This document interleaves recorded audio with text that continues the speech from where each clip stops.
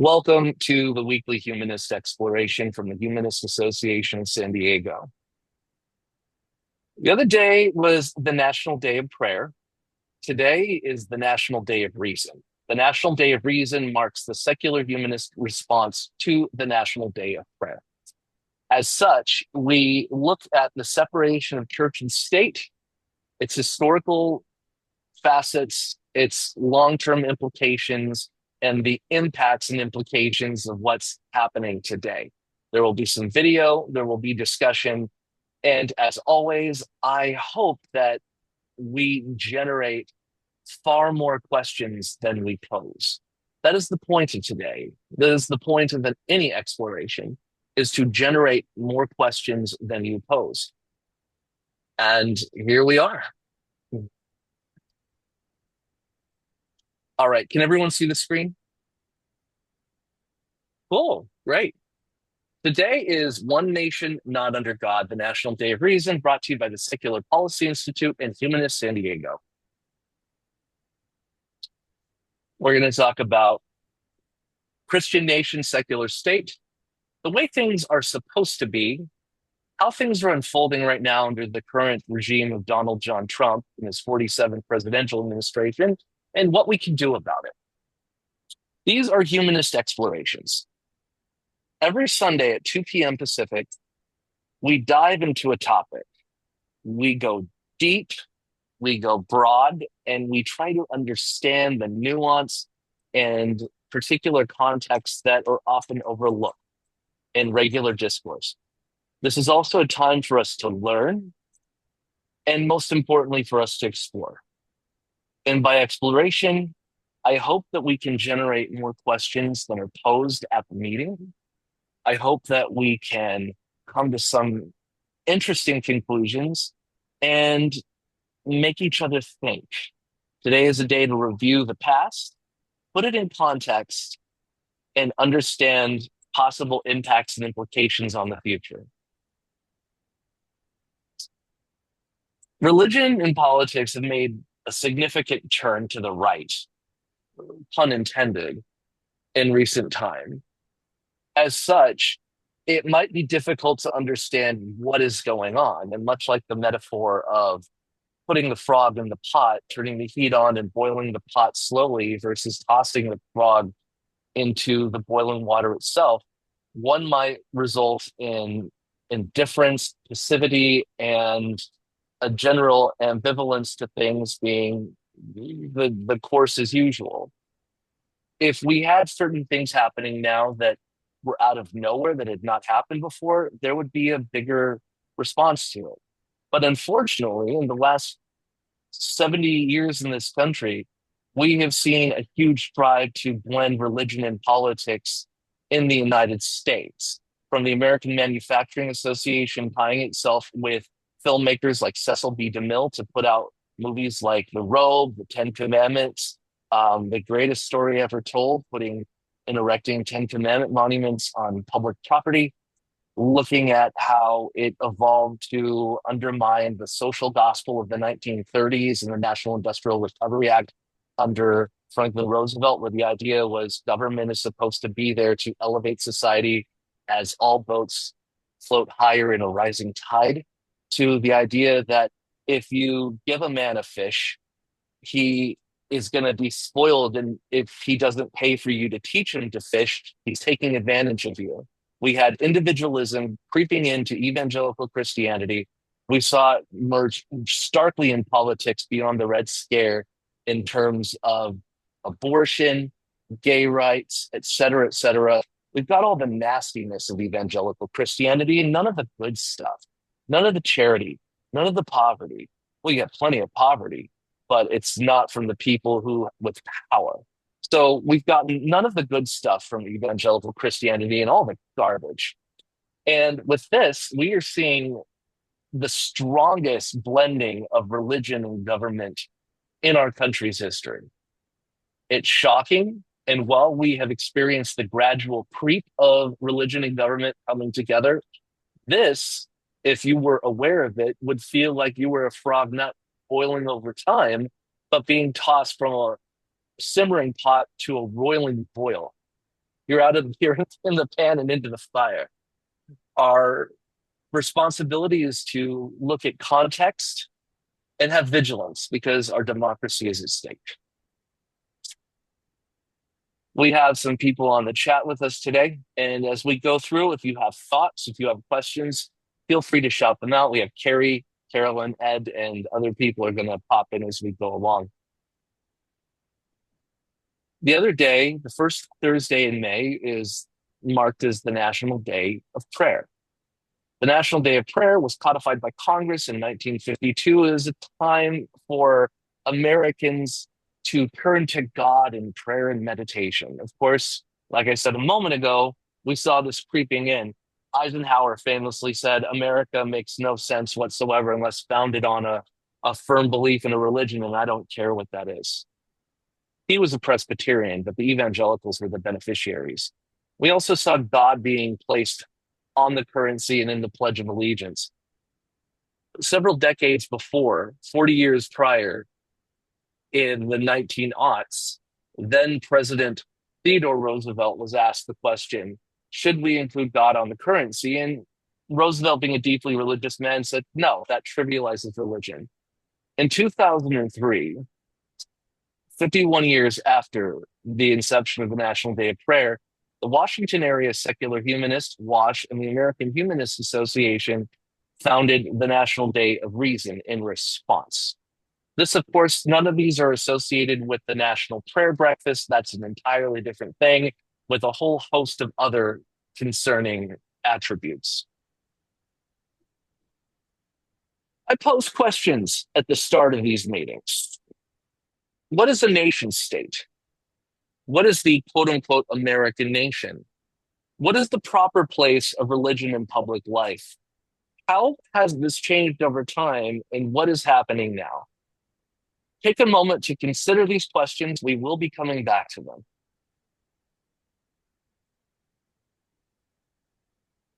I think that William Butler Yeats and his well-known poem, The Second Coming, I think that it's rather appropriate to start our meetings with this, considering what's going on at 1600 Pennsylvania Avenue, and where the traditional referees on the president, the courts, and to a greater extent, the House of Representatives and Senate, tend to be the referees and the guardrails of our democracy, our democratic norms and institutions. They have faltered. And I think looking at how Trump is now serving a second non-consecutive term, I think The Second Coming, the first stanza of The Second Coming by William Butler Yeats, is incredibly important. If anyone would like to read it, I welcome someone. Ed, would you like to read this? Oh, sure, yeah. I got an A in oral interpretation in college, so. All right, say it in an Irish accent.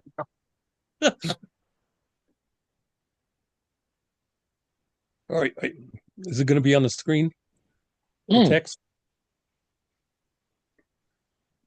It should be. Hold on a second. Oh, I'm sorry. It is.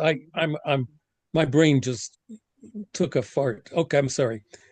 Turning and turning in a widening gyre, the falcon cannot hear the falconer. Things fall apart. The center cannot hold. Mere anarchy is loosed upon the world. The blood-dimmed tide is loosed, and everywhere the ceremony of innocence is drowned. The best lack all conviction, while the worst are full of passionate intensity.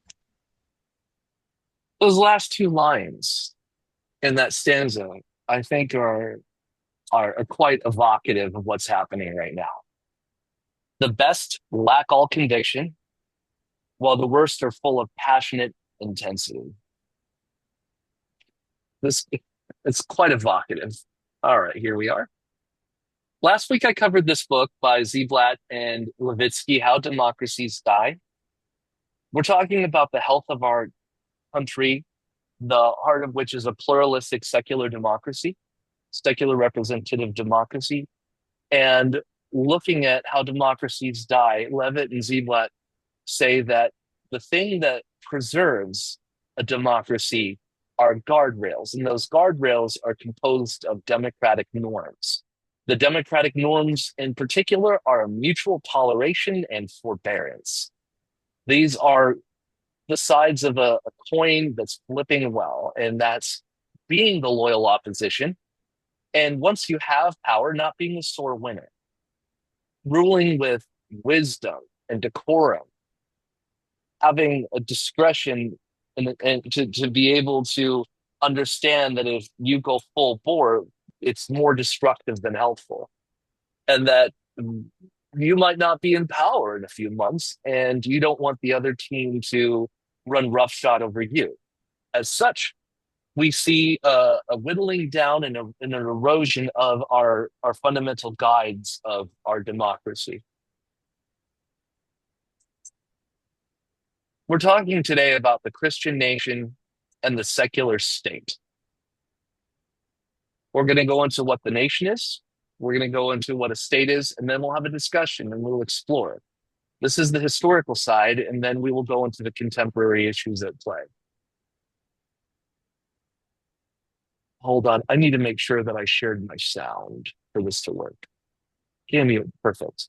All right, we're back to this. Okay, where's the thing? Here. Okay. Where's the presentation? Hold on 1 second. I am not a tech person. Okay. Are you guys still seeing the screen? No. All right, give me a second. There we go. I'm taking it off the screen so I can share the screen again.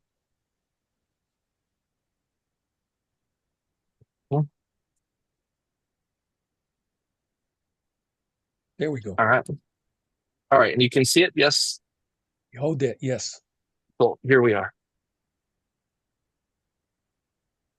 What? No. Oh.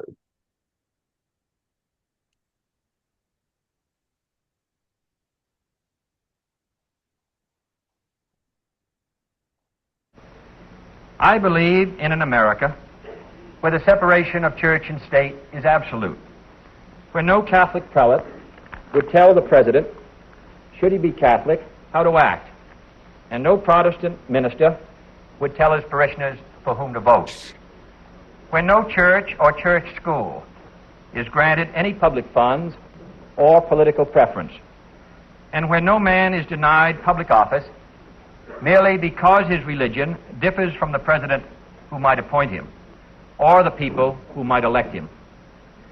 I believe in an America that is officially neither Catholic, Protestant, nor Jewish, where no public official either requests or accepts instructions on public policy from the Pope, the National Council of Churches, or any other ecclesiastical source, where no religious body seeks to impose its will, directly or indirectly, upon the general populace or the public acts of its officials, and where religious liberty is so indivisible that an act against one church is treated as an act against all.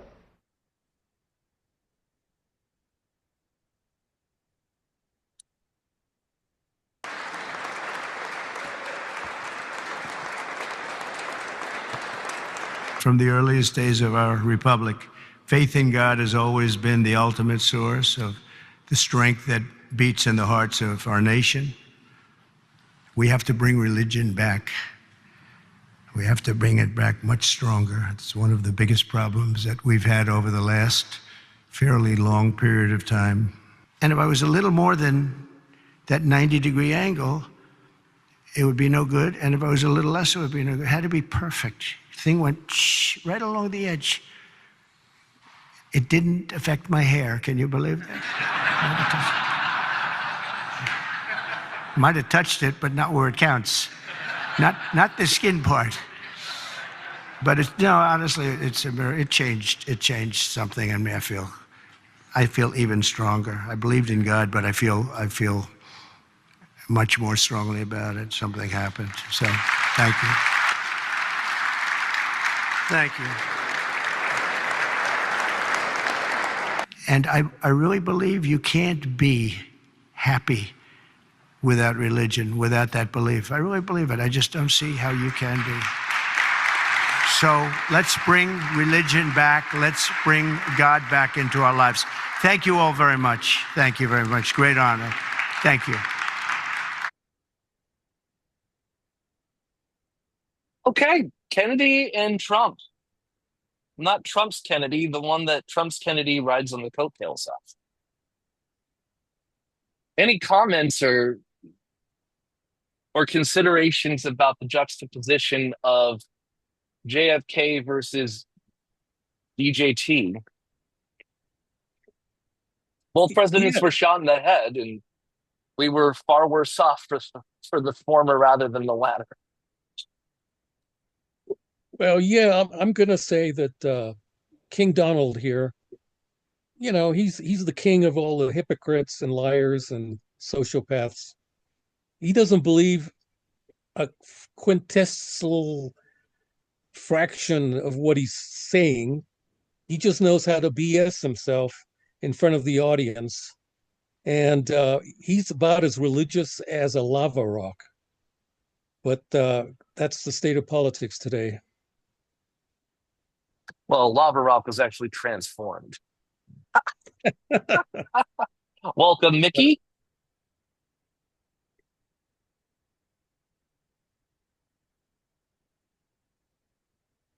Eddie. I want to look at what a nation is. If we're talking about a nation, we should understand what a nation actually is. Then we'll talk about secularism. Great book. I love great books. I know that the majority of us love great books and we cherish them. I don't know what books you're reading right now. This is my advertisement. Right now, I'm reading a book by some random guy named Aristotle. I'm reading The Politics by Aristotle in Spanish. Is anyone else reading a great book right now? I'm too busy writing a book, so I don't have time to read a book. I'm sorry to say. Well, in this list of great books, one book I recommend is Imagined Communities by Benedict Anderson. He said about the nation, and I like this definition of the nation. I studied nationalism. I've taught nationalism. And when I consider nationalism, I look at Benedict Anderson's definition. He says that a nation is an imagined community that's both limited and sovereign. Limited because the members of even the smallest nation will never know most of their fellow members, meet them, or even hear them. Yet in the minds of each lives, the mind of each lives the image of their communion. So we feel connected. We have what's called a fellow feeling. And you may not meet them, but we see this from the fact that when you're traveling, you see one of your Confederates and you are drawn to feeling connected with them. If you've ever been with someone who is a major aficionado of a particular sports franchise, and they are to witness someone wearing the paraphernalia of that franchise. For example, if you've ever known someone who really loves the St. Louis Cardinals, if they see someone with a Cardinals cap or a Cardinals shirt, they go over and they're instantly the best of friends. They act like it's a family reunion. I unfortunately don't have that experience, just feeling that level of connection with anybody, because I don't know, I'm not autistic or anything, but I've never had that feeling of, oh my God, they're a member of my tribe. They're a member of my team. I guess I take that back. I've gone to Pride festivals. I'm a gay man, and I've gone to Pride events, and I put on Pride events, and I do guess I feel a sense of connection. Where do you guys feel a sense of connection? Is there any particular community that you feel a fellowship with, a fellow feeling with? Well, I feel connected in fellowship with humanists, people who seek the truth. We don't ram, things down the throat that are, just dogmatic. So just being with people who are open-minded helps me to feel a certain amount of connection. What about you, Mickey? Recovery community, to a lesser degree, the humanist community, and to a lesser degree than that, the gay community. Those are kind of my communities. Picture framers, there's I have artists. I have a number of communities where I feel comfortable. Carolyn, how about yourself? Yeah, I live in a retirement community, and we have a group here called Concerned Seniors Making a Difference. And these are people who are willing to talk about issues and important things that are meaningful, that are sometimes controversial, but worth exploring. And Carrie, who do you feel connected to?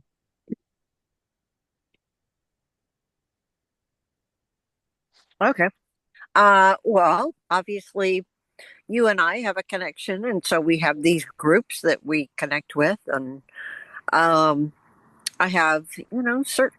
I think we all have certain small groups, that we have in our, small lives that we connect with, or even when I go to Starbucks, because I go there on a regular basis, I know all the employees, so there's a connection with all these people. Every time I go in, we reconnect. What's going on? Yeah. Was anyone ever part of the Saturn family? What's the Saturday family? Saturn. It's a car company, Saturn. They said become part of the Saturn family. Oh, so everybody that owns a Saturn automobile connected to each other? I don't know. That's their marketing. Secondly, nations are limited because even the largest of them, encompassing perhaps 1 billion living human beings, has finite, if elastic, boundaries beyond which lie other nations. No nation imagined itself coterminous with mankind. The most messianic nationalists do not dream of a day when all the members of the human race will join their nation in the way it was possible. In certain epochs, forsake Christians to dream of a holy Christian planet. A nation is sovereign because the concept was born in an age of enlightenment and revolution where destroying the legitimacy of the divinely ordained hierarchical dynastic realm, coming to maturity at a stage of human history when even the most devout adherents of any universal religion were inescapably confronted with the living pluralism of such religions and the allomorphism between each faith's ontological claims and territorial stretch. Nations dream of being free, and if under God, directly so. The gauge and emblem of this freedom is the sovereign state. And they are imagined as a community because regardless of the actual inequality and exploration that may prevail in each, the nation is always conceived as a deep horizontal comradeship. Ultimately, it is the fraternity that makes it possible over the past 2 centuries for so many millions of people, not so much to kill as willingly to die for such limited imaginings. An extension of this, I think, is an interesting book as well. It's American Nations by Colin Woodward. It looks at different cultural and geographical divisions of people in the United States, like in the Southwest, New England, the Tidewater area, the Great Plains, the Deep South, etc., and looking at the cultural expectations and demands of these particular groups. And looking at the United States in particular, a lot of nations are designated by a consanguinity, that is blood-bound connection, where your ancestors were all French or Japanese, et cetera, et cetera. And therefore, because of your birthright, you are a member of that particular nation. But with the United States, we have something wholly different. We have something that's mentational. We have something that's mindset oriented. So looking at that, consider this as we talk about the United States as a nation, what our expectations are, who we feel connected to, who we feel different than, and where the boundaries are. If we're talking about a state, because we're going into the secular state, a state is a sovereign political entity with recognized borders and recognized internal sovereignty. Effectively, it's a country. Secularism. This is another topic to bring up. Just a short overview. You have Durkheim, Jean-Paul Sartre, Jürgen Habermas. This is the only Sunday meeting you're probably going to that will bring up Sartre and Habermas. And for that, I apologize. And Pippa Norris. These are all scholars who have studied secularism. Secularism it's varied in its definition, but ultimately it can be defined of the age or the absence of religious involvement. It takes on a varied set of definitions depending on the audience, much like the term religion itself. Secularization is the idea of making something more or less secular in terms of governance. Durkheim went deep into this, talking about what's called the functional differentiation, saying that as we expanded in proficiency of different fields and professions, that it would overtake what was traditionally offered by the church. Marx talked about modernity, saying that as we become more modern in our thinking, we are going to become more secular. You also see Max Weber in The Protestant Ethic and the Spirit of Capitalism talking about the fact that even in a secularized scope, such as the modern world and markets, he said that Christianity is like a bird in an iron cage. And with our society today, the bird has long since flown away, but we still have the cultural expectations of Protestantism just deeply embedded in us, deeply saturated in us. And looking at that, how much effect does religion as a concept or the doctrine or culture of religious groups employ on us and our expectations and how we're acting and living today? And then Sartre and Habermas, they looked at this circumstance and they asked a question of, it's not so much should religion be excluded from society, but how much religion should be included in public society, because it's there. It's an interesting dialectic. I have a book on Habermas and a conversation on secularism someplace. Then we have the secularization thesis. This is one of my mentors, one of my teachers, Ahmet Kuru. He's Turkish, and he's written extensively on how secularism happens in a country. A lot of his work focuses on the differences between France, the US, and Turkey, looking at how some countries are more passively secular, and they allow more religion in the public sphere, and other countries are rather assertively secular in terms of having an intolerance for religion in the public sphere, even to the point that religion is heavily constrained. He also writes heavily on secularism in Muslim countries, Muslim majority countries. And what he says is that for an assertive secularism to come into play, you need the ancien regime or the established hegemonic political order to be in bed with the hegemonic religious order and them to buttress each other's power and authority. The politics has the power, the church has, or the mosque or the temple or the religious institution has the moral authority, and they support each other. And when you get a Republican movement, not Republican like the American political party, the Republican Party, but you get a Republican movement, those who want equal rights, those who want representation, those who want a rule of law, what winds up happening is you get resistance to established religion, and you get a more assertive secularism. France did that. Turkey did that. The United States did not do that as much, but this is a pattern. And right now, we're seeing tyranny start to unfold itself in a conspicuous way in the United States. And what we're going to discuss in the second portion of our discussion today, it marks how the established moral authority of evangelical Christianity is being enshrined into the dominant political order in a rather deliberate and terrifying way. If you want to know who we are, let's look at the demography between 2023 and 2007. Looking at this back in 2007, which was long before any of us remember. We were all too young to remember this time, I'm sure.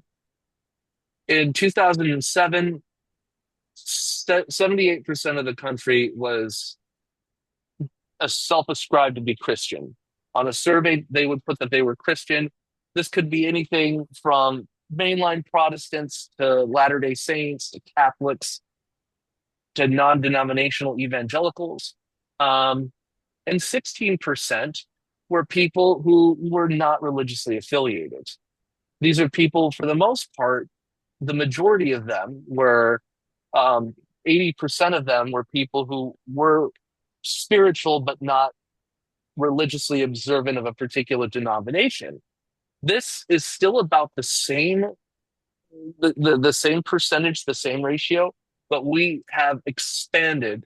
Today, 19% of the country happens to be nothing in particular, and 7% happens to be, or no, it's expanded.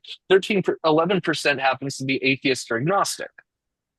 62% of the country is Christian today. And it's one thing to look at the demography of, hi, my name is Methodist as a name tag. It's another to look at the intensity of religious affiliation. This is known as religiosity. And with religiosity, we see a change as well, a sea change. There is religion as somewhat important in their lives, but just for the sake of time and space on this slide, this is from the Religious Landscape Study of the Pew Research Center. And looking at the difference in time between 2007 and 2023, what we see is that back in 2007, people who, out of Christians, 92% said religion is very important in their lives, as opposed to now who say 90% say religion. 90% of the people who say religion is very important in their lives are Christian, 92%, et cetera, et cetera. But we look at intensity of people who say that it's not terribly important, and we've seen a marked decrease in Christians. The number of Christians who say that religion is not too important in their lives has decreased from 35% in 2007 to 23% in 2023. The number of people who say religion is not too important in their lives out of the non-affiliates, it rose from 57% to 67%. And for people of other religions, we noticed that, it's remained constant. So this is who we are. We're a country of people that tend to be leaving Christianity, and while some people find it to be very important, the majority of people are finding it to be its importance to diminish over the years. So the number has diminished and the intensity has diminished, except for the most stalwart of believers. Here's an interesting thought. In an idealized America,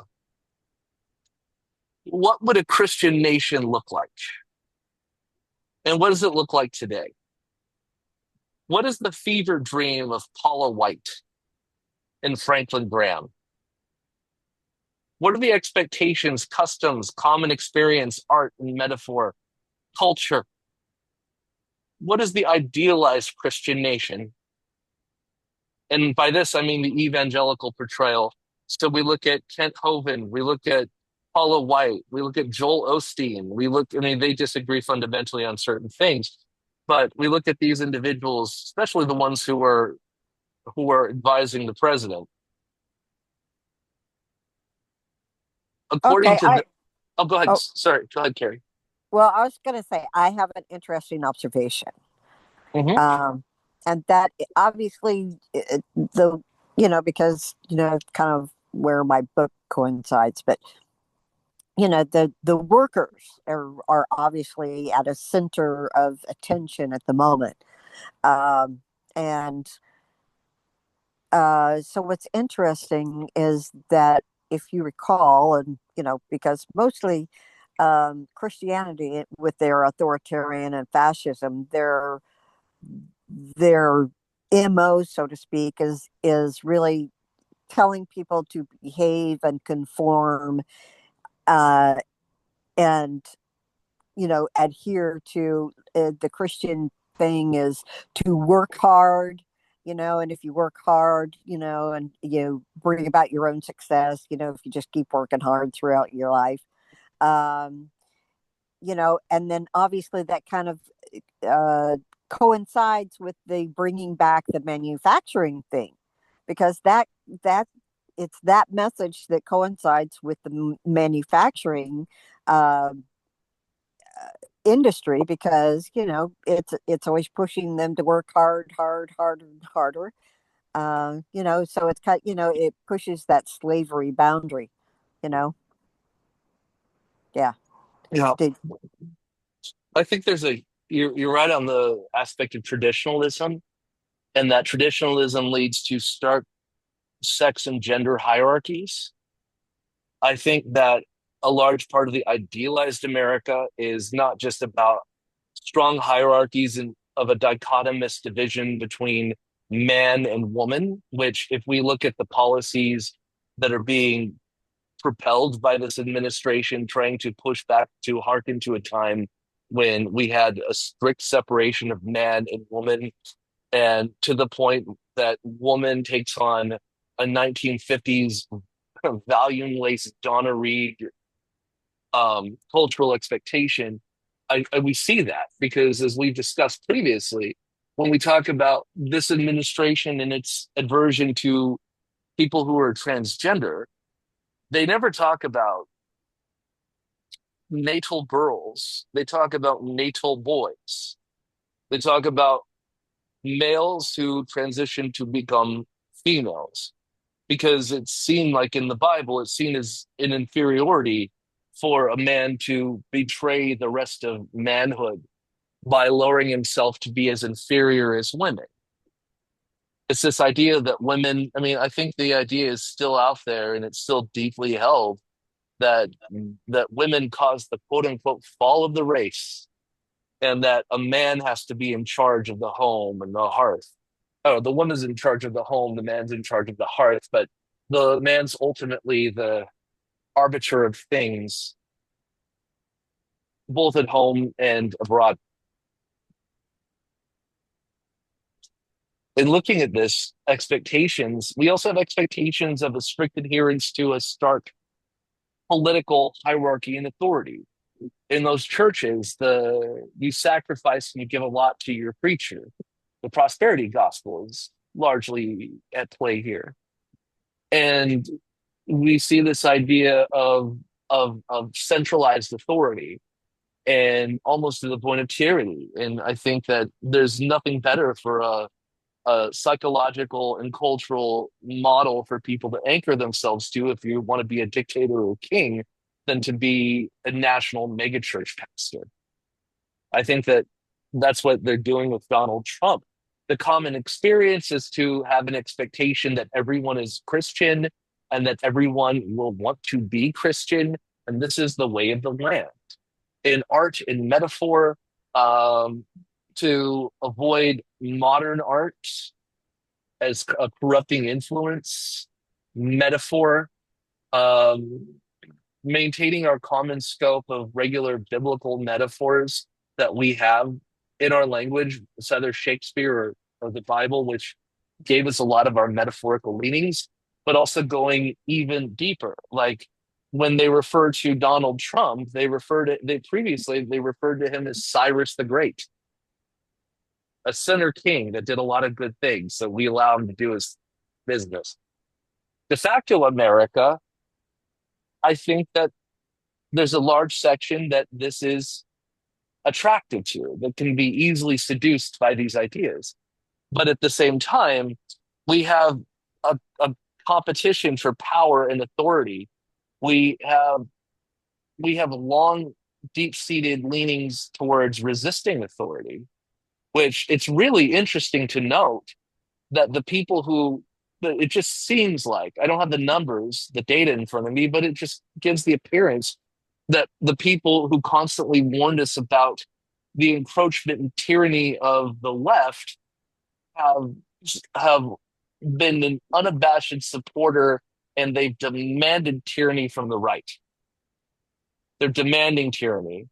The ones who warn us are the ones who undermine us. It also strikes me as well in the public sphere when I've gone out to speak and I've spoken at city council hearings, et cetera, et cetera. When I hear people who marshal their conspicuous emotional catharsis and their indignation against transgender individuals, they talk ad nauseum about these individuals being sexual predators. And speaking of metaphor, hearkening back to Shakespeare, methinks the lady doth protest too much. Art? We don't have art here. There was a joke a long time ago in this Bette Midler comedy album where she said, modern art is seen as the panacea to cure all that ails us, yet we buy the painting that matches the couch. Why bother? Mickey, what? I mean, you have a different clientele of people who actually collect art, but have you seen a change in the popularity of different styles of art over the decades? For example, what is the most popular style of framed art that's being commissioned right now? Probably impressionistic realism. People like landscapes and portraits. Can you hear me? Yes. So has this Yeah. changed? Has this changed over the time that you've been a picture framer? No, not really. I mean, you're asking what's popular. You're not asking what's trending or avant-garde or, popular is very different from what's relevant. That is Popular true. popular art, that's like media, or books. The most influential books aren't going to be the most popular books. But How often? with How art, often? Yeah. Well, how often do you get a Kincaid or a Weiland coming in, or are uh, those dated? well, they're dated and they're pandering. I mean, that's not, I appreciate when someone is a collector of Kincaid or Weiland, I give them all the attention and take care of them. But right now, we're doing a guy who does Southwest landscapes, horses and stuff. I can't recall his name right at the moment, but he's very popular. His work is excellent, and everybody is making AI versions of his art. And Nice. yeah, um, what is his? Can't remember his name right at the moment, but but yeah, I mean he's kind of taken up that spot, but his work is amazing and compelling. You look at it, you feel the clouds and and the sense of space. But It's art, and people will buy the art first and design the home around it. The opposite of what Lily Tomlin said. That's interesting. Thank you. The secular state and religion. What would the idealized secular state look like versus the de facto American state? And keep in mind, this is changing right now. Are we more of a passive secularist, or are we more of an assertive secularist? Are we more of absolutely no religion in the public sphere, or do we like the creche in the park and the Christmas tree at the city hall? What is your idealized secular state, Carrie?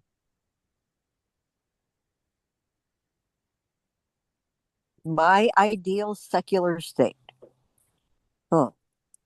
Um, well, I would put education at the top. Um, Well, how much religion is included in officially included in your idealized secular state? oh, I would just keep it completely separate. Uh, I don't. I mean, obvious. Well, I mean, I would say 95% of the people believe in God or a supreme being. So that is common. It's just the details about the belief in this guy or being or whatever is obviously at odds so why not? I don't see the problem in the details being free for everyone to interpret amongst themselves. Thank you. And Ed, what about yourself? What is your ideal secular state? My ideal secular state has zero God in it. I mean, for some reason it bugs me. It says on the coins, "In God we trust," or we preach one thing. It's just a contradiction. We claim that we're not religious, but we are. It's we're so fractured and fragmented. It depends on who you talk to. So I wish we just had a completely uniform kind of state without any religion. It's interesting, England has a Church of England, and I grew up in England the first 10 years of my life, but yet it doesn't seem to be as nefarious as it is here. So I would say remove the word God, first of all, and make it clear, have a constitutional amendment where it is clear that, there is a separation of religion and church, because actually in the Constitution right now, there is no mention that actually there is a separation. It's how you interpret it. It's how, the connotation and all that. So that's the way I see it. How about yourself, Mickey? What's your ideal secular state?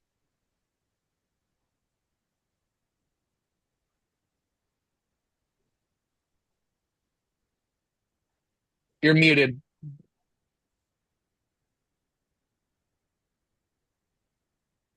Mickey, you're muted.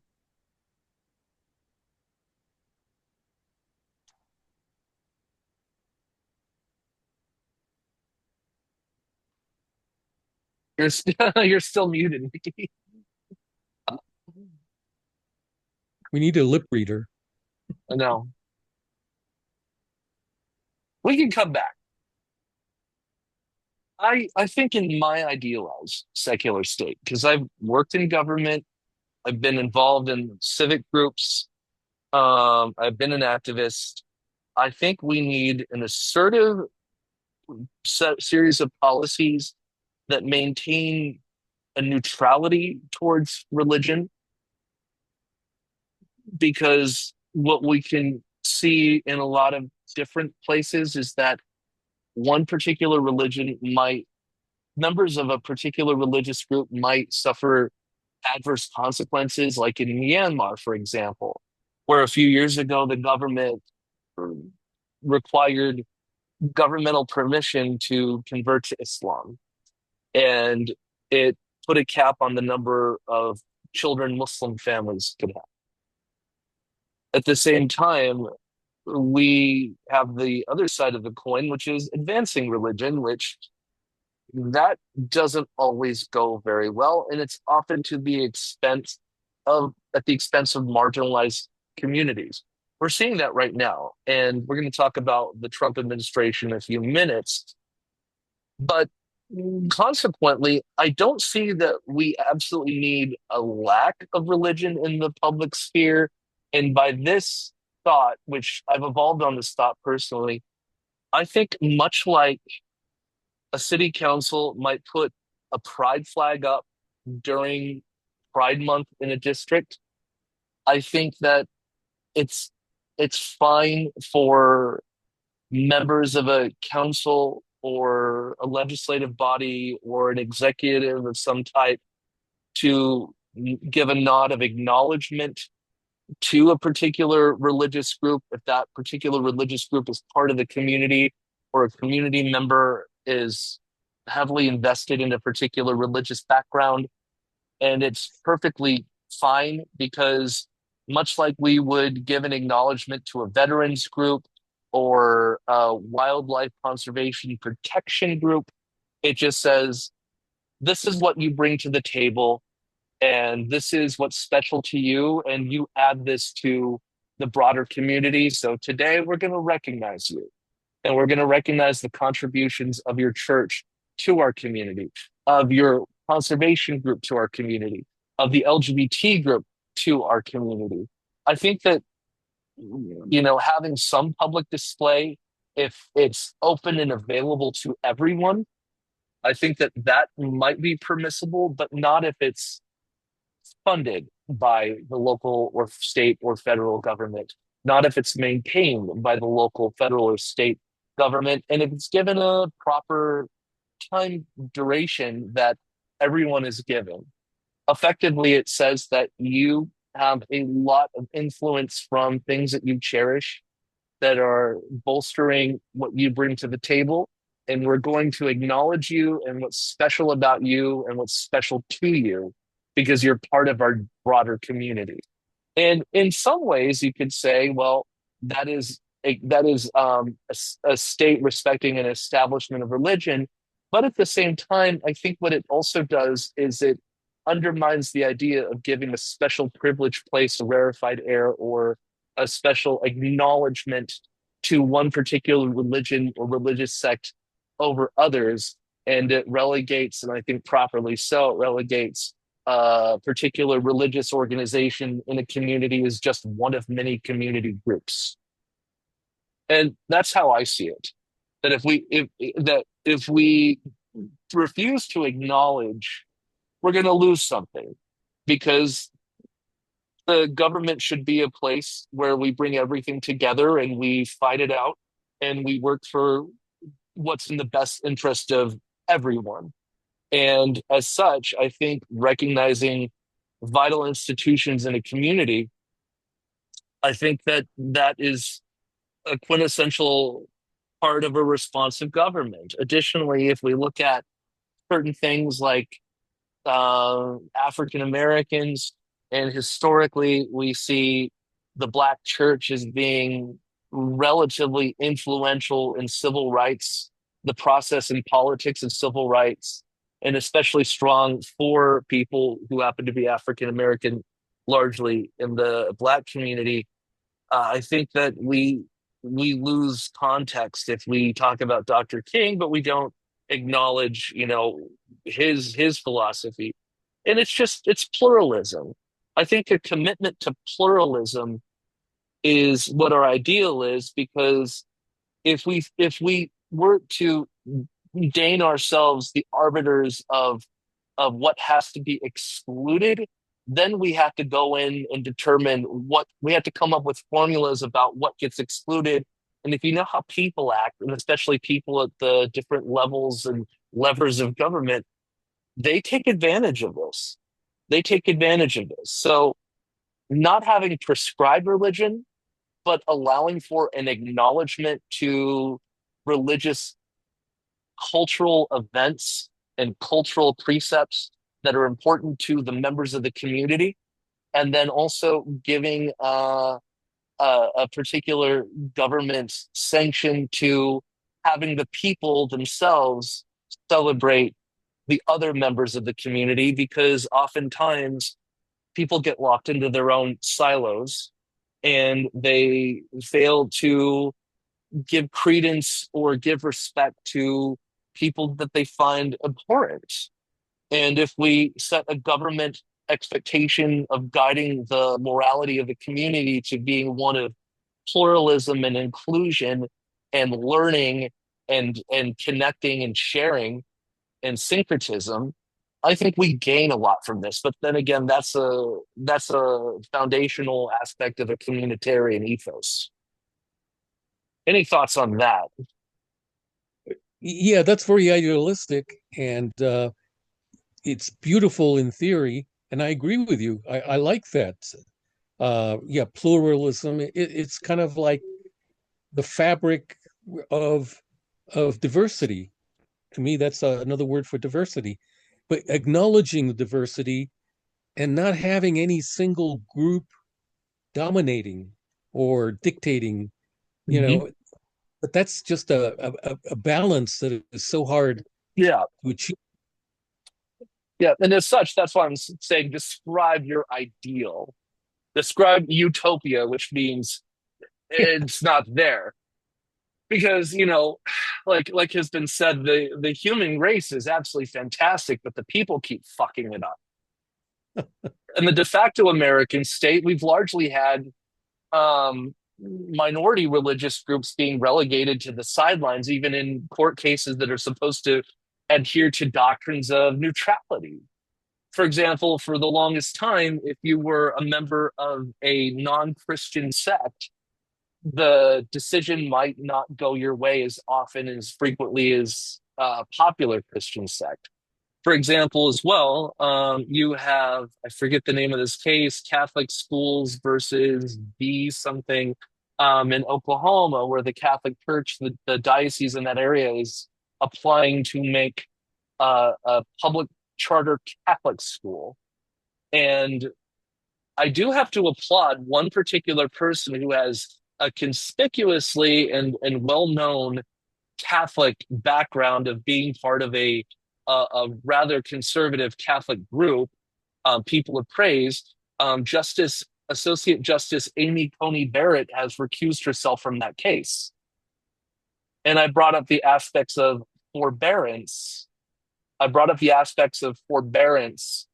Earlier in this. And the idea is you have a certain discretion where you don't prioritize your interests. If you have power and authority, you hold yourself back because you have a responsibility to not. And John Roberts I think he was either sick or he was silent during the day of oral arguments. And looking at this, we might have a 4-4 decision on the Catholic charter school because Justice Barrett recused herself. And I think if you're a judge and you find that you cannot be unbiased, you have to recuse yourself because we want a fair and an impartial jurist arbitrating a case. But we don't always see this. For example, in the last couple of years, the judges, like the Espinoza case, where they said that the state of Montana had to resurrect a scholarship program that they rejected. Several families that were going to use the public money to go to a religious school out of deference to the state constitution's prohibitions of using public money for a particular religious interest. And the Supreme Court demanded that they give out that scholarship to those those families sending their kids to those religious schools. Additionally, looking at this, we have lots of proclamations that typically favor Christian organizations. The prayer that usually happens at public meetings is generally of a Christian nature.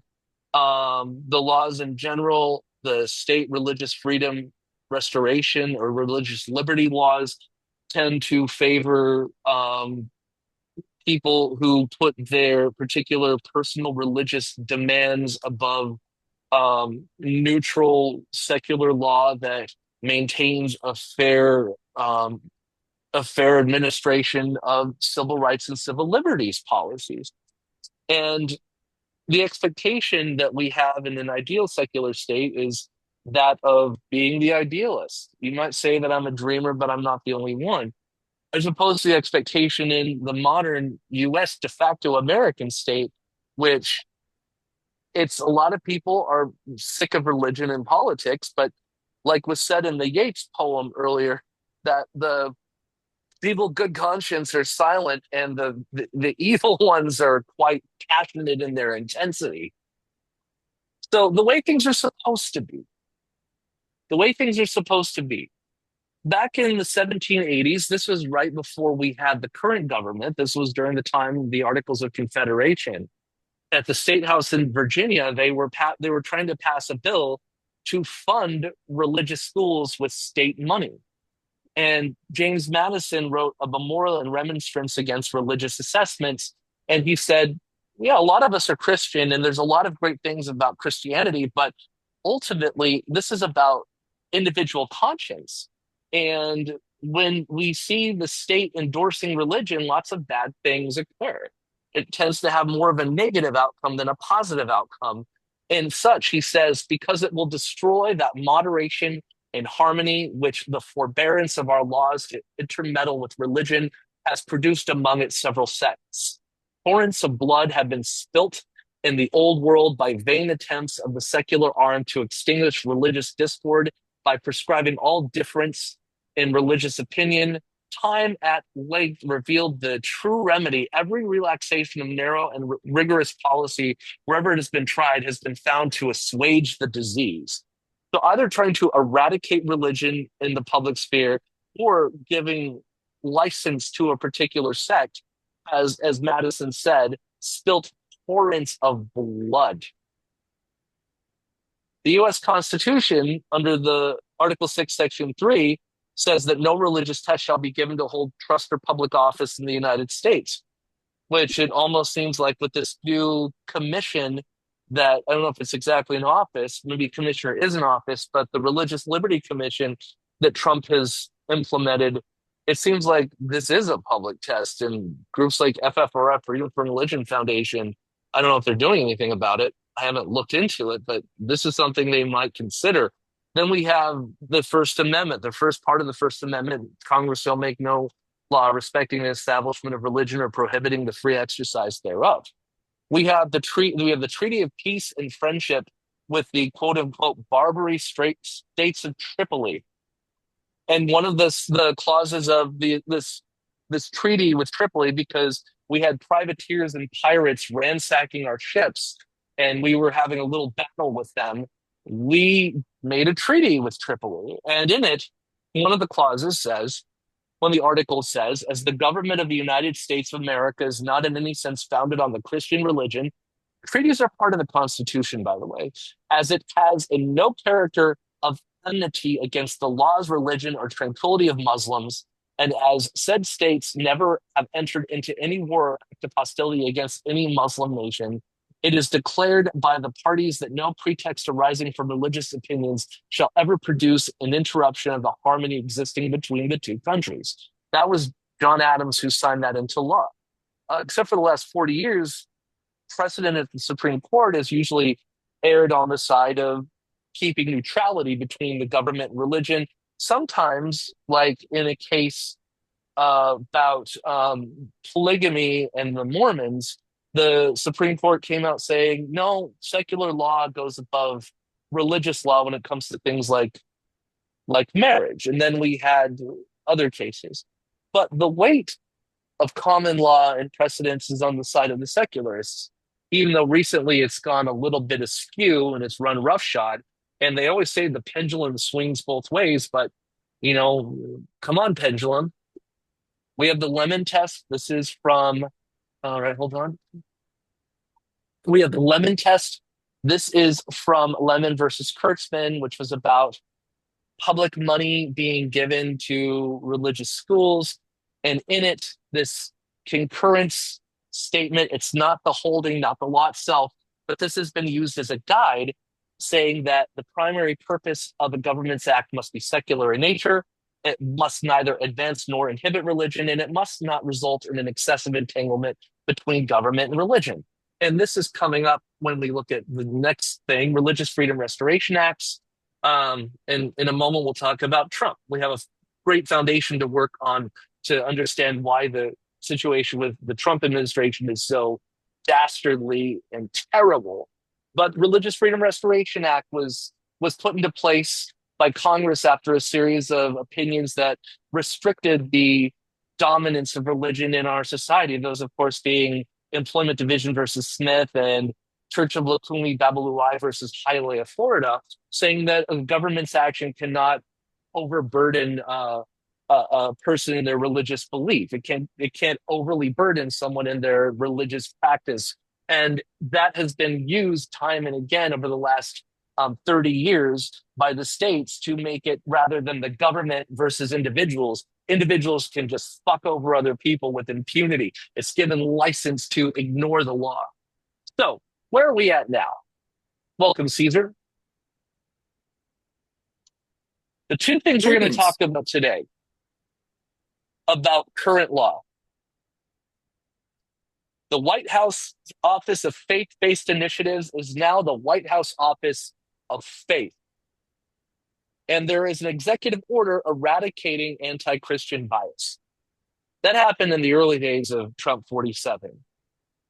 More recently, on Thursday, the Trump administration gave out an executive order establishing the office, the Commission on Religious Liberty, not to be confused with the U.S. Commission on International Religious Freedom, which is an investigatory arm of the State Department that looks at different states to see if they are committing human rights violations and civil liberties violations by oppressing people of religion or no religion in particular.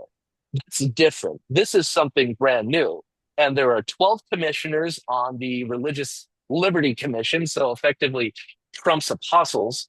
And the chair is Lieutenant Governor of Texas, Dan Patrick, former Housing and Urban Affairs, Urban Development Secretary Ben Carson, Bishop Robert Barron, Carrie Prejean, who is from San Diego, part of the Rock Church, and has a generally nasty disposition when it comes to trans people. I sat next to her at a city council meeting once, and she's fucking crazy. Cardinal Timothy Dolan, Franklin Graham, Allison Ho, Kelly Shackelford. He runs a think tank. Allison Ho is a anti-separation church and state attorney. And don't forget about American luminary Phil McGraw, Dr. Phil. Here we go.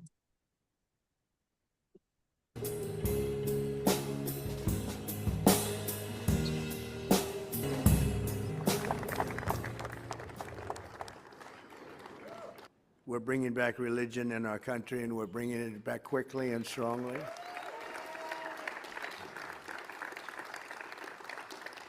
Because for America to be a great nation, we must always be one nation under God, a phrase that they would like to get rid of, the radical left. But Ben, I don't think we're going to let them get rid of that, right? We're not letting them get rid of that. I want to thank a man, 68, and this is a religious ceremony to me, but that's part of the religion. Because if your taxes go up 68%, you might give up your religion. You might have no choice. You'll be working too hard to try and make it. And that's the Democrats. These will be the biggest tax cuts in American history, with 100% expensing, which is something that people cannot believe they're getting. We did it in the last one, and we had the most successful economy. All right, how long is this one? Alexander. People that are here with us today are the parents of Eden Alexander, the last living American held hostage by Hamas. Thank you. Let's see, where's it But talking they've about this? toughened up a little bit, and it's a terrible thing. 2022 and was taken hostage. And in just a few moments, I'll also be signing an executive order creating a presidential commission on religious liberty, which is really why we're here, more than any other reason. Father God, we come before you in the name of Jesus with open hearts and a surrendered spirit, humbled by your mercy and grateful for this moment. Thank you for the nation. Thank you for your hand upon America. Who was, is, and always will be, who created us all and everything that we see. We seek your grace and humbly ask for your blessing. Our nation and our world ache as disaster, conflicts, and division rage. I want to thank you all for being here. We're bringing back religion in our country, and we're bringing it back, as I say, bigger and better and stronger than ever before. Thank you all very much. Musicians, please. Thank you. Great are you, Lord. Well, that's rather perverse, but part of my thought on this is that I'm kind of glad that Trump is focused on Christianity, because it seems like everything Trump ever touches falls apart. So maybe that'll be towards our benefit. But I want to look at the executive orders really quick. There's three of them, and then we'll talk about them. It's perverse. It's horrid. Let's see. Good. Caesar, how are you doing? Oh, I'm doing well. I was just going to say, he touches Ivanka and she hasn't fallen apart yet. Well, she's I was just thinking about creation, about divine creation, because he at one point say that she has the best body and I created her, and she was the ripe age of 13. Yeah. Well, he paid for her plastic surgery and she's dead inside, but she's no longer talking to him. So there you go. The White House Faith Office.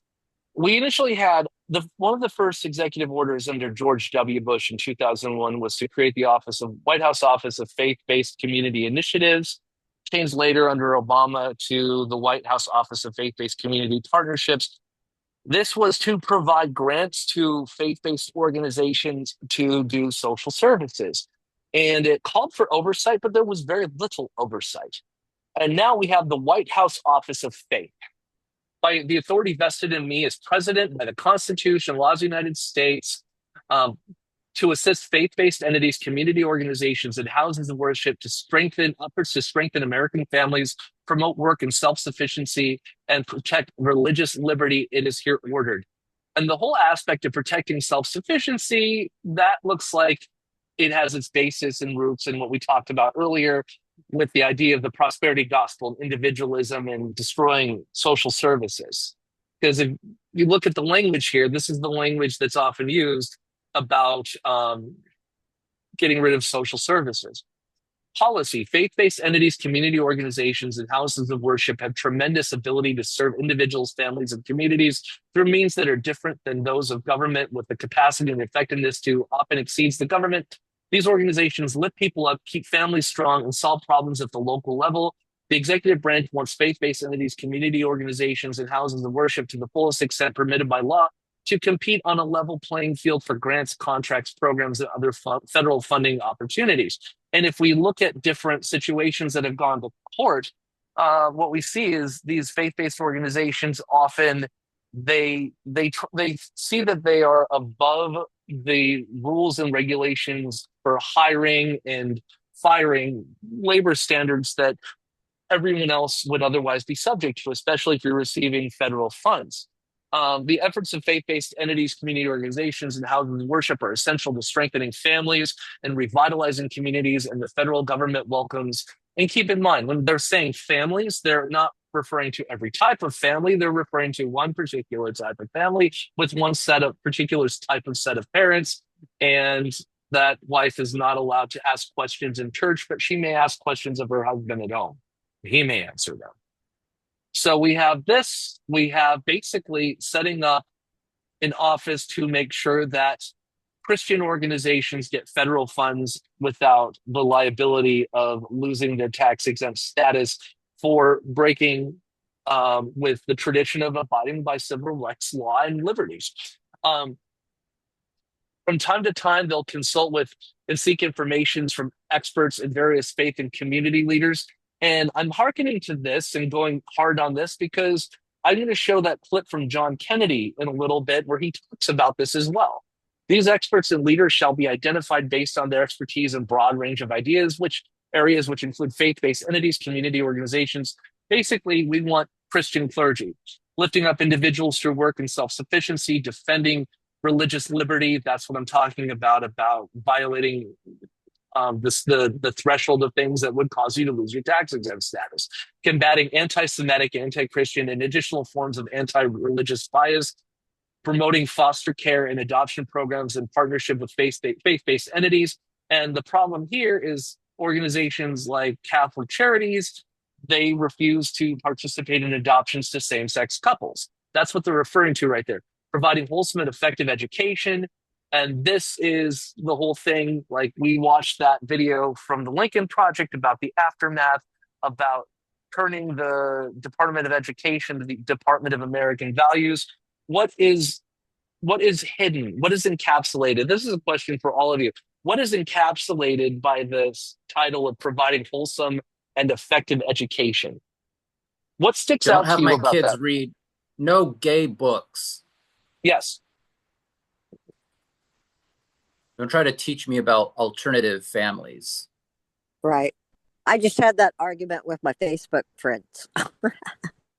And so that, yeah, one guy, obviously a religious, right kind of guy, was arguing to me about about the children's books that are geared towards transgender and, how they're geared towards like ages to like 5 years old or something. I don't know. And so then they're all freaked out, that these kids, can't understand this shit, and, blah, blah, blah. We're indoctrinating kids to, be transgender or something like that because of these stupid books. I don't know. But anyway, that's the gist. And anyway, so my comeback to him was that, well, if a Democrat banned one book, then it would be censorship. But however, basically his argument was, the same old Republican bullshit, well, it's okay that we do it because we have a good reason. It's good for the goose. Yeah. And right here, promoting recovery from substance use disorder. This isn't about looking at all sorts of recovery programs. This is about religious-based ones. Oftentimes, people are assigned by the courts to go to religious-based substance disorder recovery meetings. Not all of them are like Smart Recovery or Secular Organization for Sobriety. And what happens if you don't have conversion therapy? Sort of. Well, this is about Alcoholics Anonymous. And what if you don't have a non-religious? And Mickey, what are your thoughts on this? If you don't have a non-religious recovery program available to you, what do you do in that area if by a court you are assigned to do a certain number of recovery meetings? What do you do then? Court is assigning me religious recovery meeting? No, like assigning to an Alcoholics Anonymous meeting. And let's say that there is not a secular option because you might be averse to the whole thing about finding a higher power of your own understanding. Which, of course, on the one hand, it could be, well, you can make it whatever you'd like to make it. But what if you don't want to involve a higher power in your recovery and if the government is assigning you to take classes, essentially, or group meetings where religion is an inherent aspect of it? Normally, the courts, when they assign someone treatment, they give the person options. And it is acceptable to choose among these options a 12-step program. If the person has chosen the 12-step program, that's their choice. So if they choose, they could also choose a secular program. If a secular program is not available, they still have the option of choosing and outpatient treatment. So it's not like the court is forcing them into a religious organization. The courts are very careful about that. The programs, the 12-step programs who receive these people can be thorny about it because one of their tenets is that their programs are attraction and not promotion. And the court sending them to their program smacks of promotion. So they oftentimes, there are meetings that refuse to sign their court slips. So, a person who has been sentenced in this way needs to be aware of where they're going and whether or not they're going to be able to fulfill and verify their attendance. The state of that behavior on the part of courts is pretty advanced from what it used to be. At the current, there is no. I don't think you could say it's an interaction between church and it's. I don't think it's church favoring, state favoring religious. I would challenge that though, Mickey, in that yes, you can find a secular program. However, let's just be honest, the real elephant in the room here is when it comes to financial need, which most of these individuals that are being court appointed to treatment are going to go to the places that are accessible for those that might have, say, Medicare or Medi-Cal, or might be of a lower fund or on like a bracket program. And most of the programs that will take them in are going to be, and I know we say 12-step programs openly, but a 12-step program is basically AA. There's really no other 12-step program like, smart recovery or whatever other type of, I don't, cognitive therapies or other type of situations are generally reserved for those that have private insurance and good health insurance at that. And what about sober living houses? So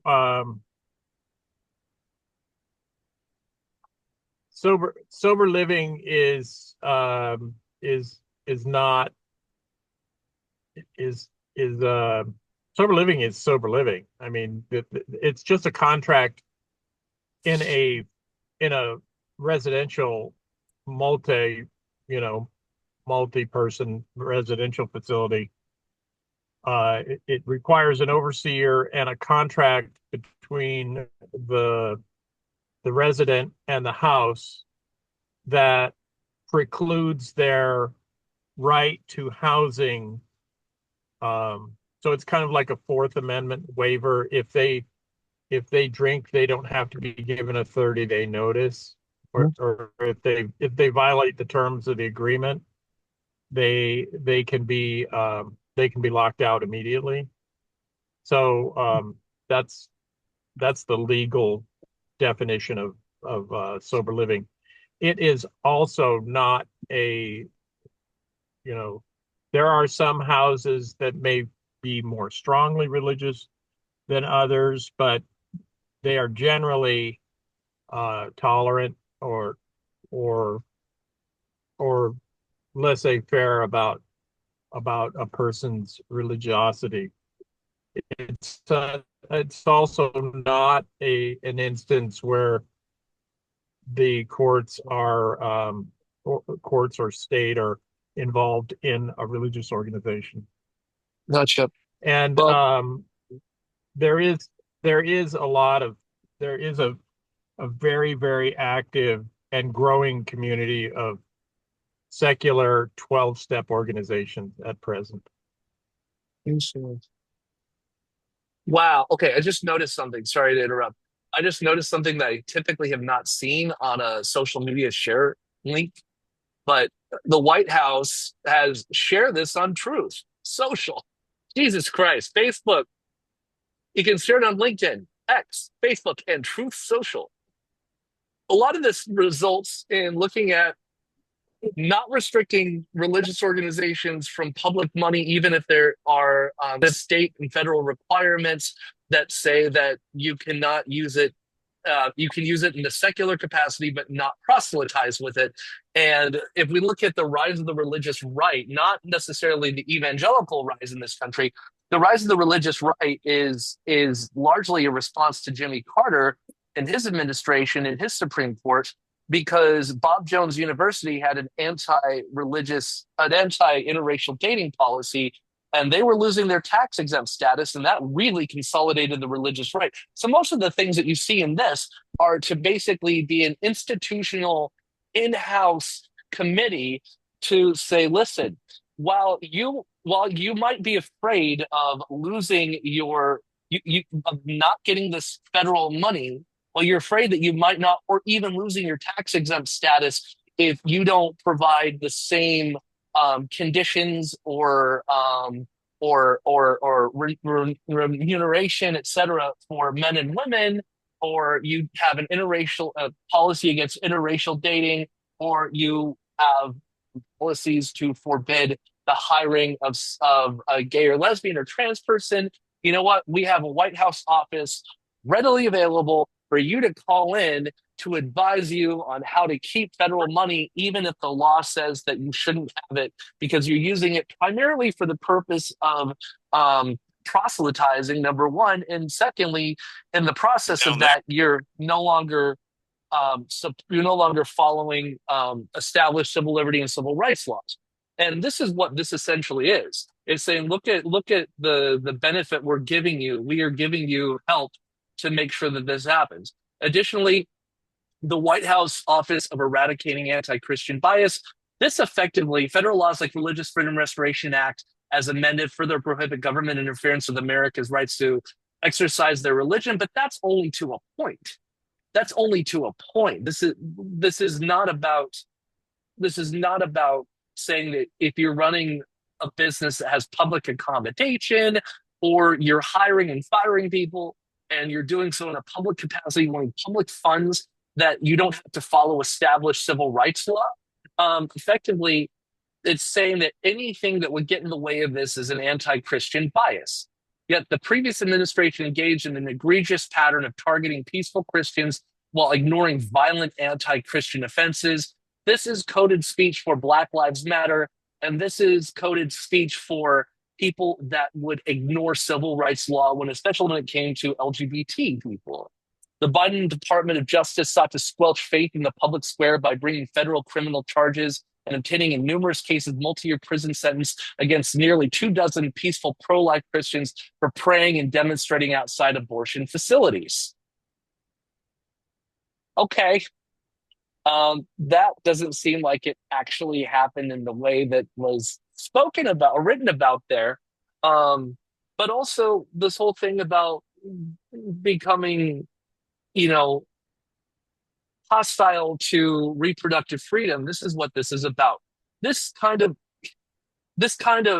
lays this down. The Biden administration declared March 31st, 2024, Easter Sunday, as Transgender Day of Visibility.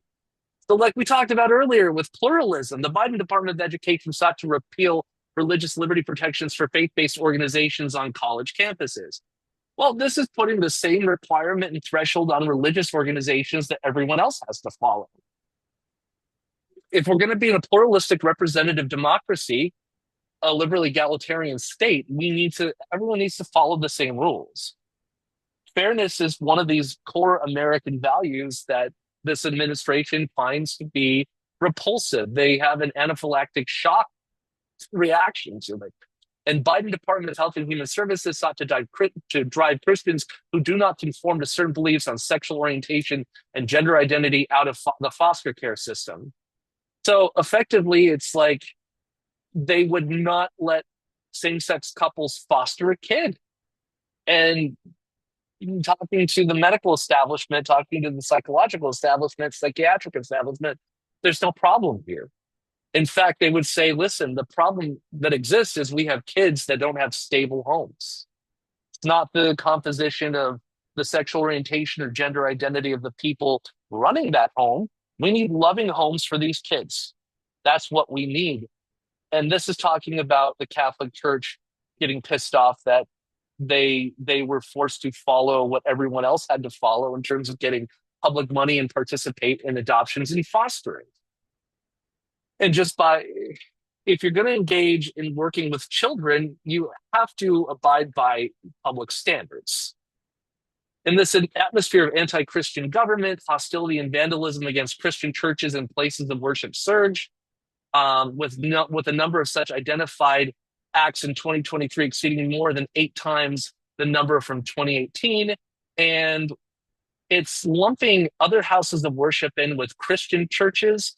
And I can tell you which houses of worship received a lot of vandalism. It was not Christian houses of worship, it was synagogues. And what about mosques? Mosque got some, but not as much. The thing is that the big time that mosque got hit was after 9/11, but it's mostly been synagogues getting the brunt. Of course, there were a couple churches that had shootings at them. There was a couple mosques that had shootings at them, but there were more synagogues that had shootings at them, especially was it in Poway. There was a shooting at a synagogue in Poway several years ago. And so looking at this, establishing a task force to eradicate anti-Christian bias. So what exactly is anti-Christian bias? It doesn't really define anti-Christian bias if you have a task force to combat something in such vague terms, and it seems like you have a particular interest because certain communities that have funded you and have gotten you votes have ingratiated you to them. It seems as though this is not adhering to government neutrality. Fact sheet on this. The Task Force Protecting America's Religious Freedom. The Biden Department of Justice ignored hundreds of attacks on Catholic churches, charities, and pro-life centers. I haven't heard about hundreds of attacks on Catholic churches. And is it hundreds of attacks on one Catholic church? Is this like bombing somebody's Twitter feed? I don't know. This is all vague. The Biden Department of Justice brought felony charges and obtained multi-year prison sentences against nearly 24 pro-life Christians for praying and peacefully demonstrating outside abortion facilities. Well, what exactly was that case? We can look that up.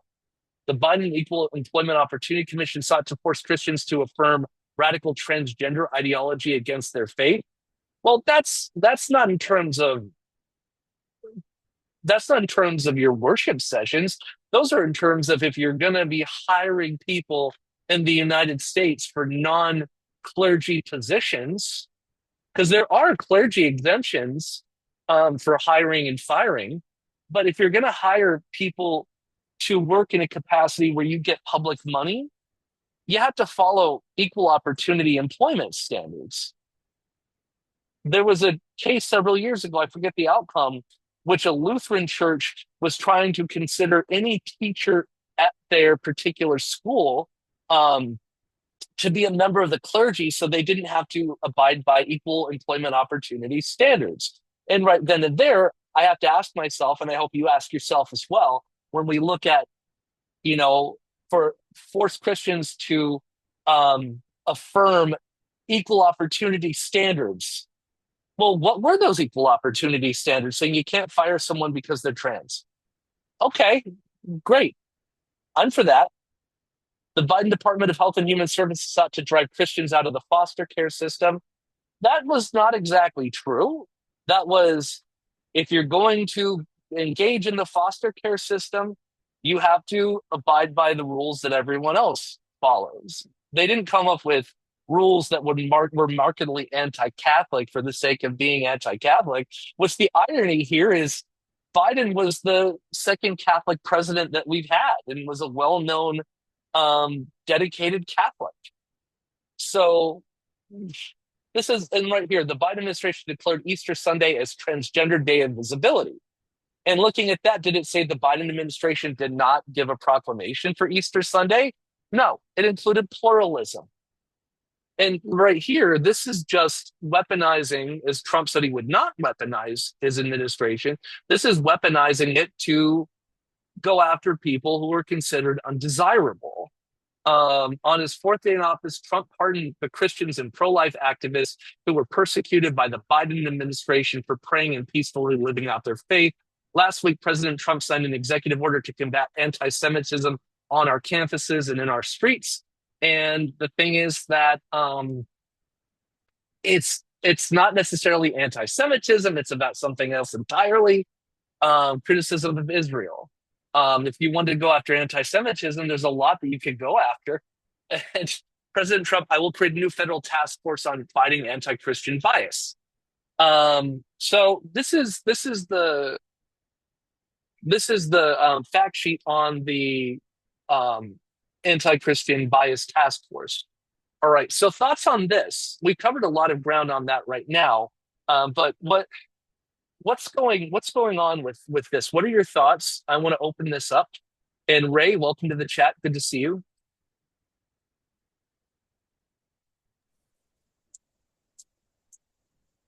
I would say it's kind of preposterous in that, take for instance a recent pronunciation with United Airlines as well as a few others. I think JetBlue was also named as having done this, in that, you used to be able to wear a lapel pin indicating languages that you spoke, and you could identify as like, oh, I'm a Hebrew speaker by wearing, say, a flag of Israel. And now these airlines have now told all crew members that they must only wear a U.S. flag, because it's become entirely controversial for them to be wearing Palestinian flags. And because, according to the U.S. government, Palestine is not recognized as an autonomous government. And so I just kind of find that to be, very limiting and controversial. Like, why would it used to be that, okay, if you would think if you work for an airline that I would want to identify as an Arab speaker, so why can I not wear a lapel pin of Saudi Arabia or of, I don't know, Jordan, Egypt? What does it matter?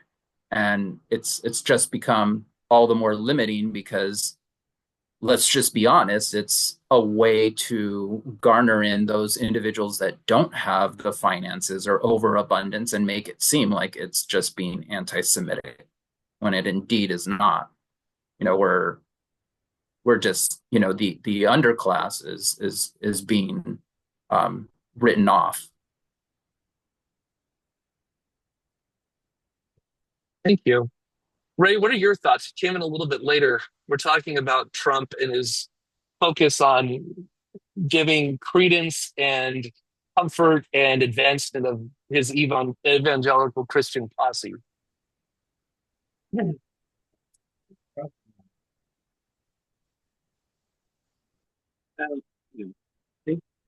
y'all hear me? We can hear you. I look at it from a legal standpoint, and also the historical thing. True, the founding fathers did not put into it, but how much everything stood behind that. And of course, if you start, mixing any kind of religion, meaning government, you're eventually going to get what they saw in England. Being kicked out because they were Puritans. You're mixed, and basically it's going to end up being a hypocrisy of something, which is a thing for a lot of people. I don't think Ray is all that audible. Can you hear him?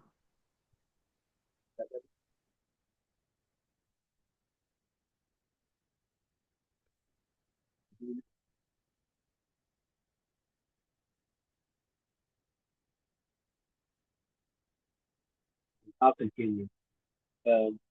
Anyway, like I said, eventually it will evolve into a theocracy. And what kind of theocracy? Nothing.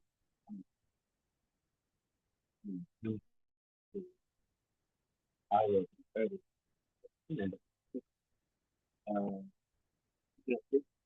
when you have the sponsor,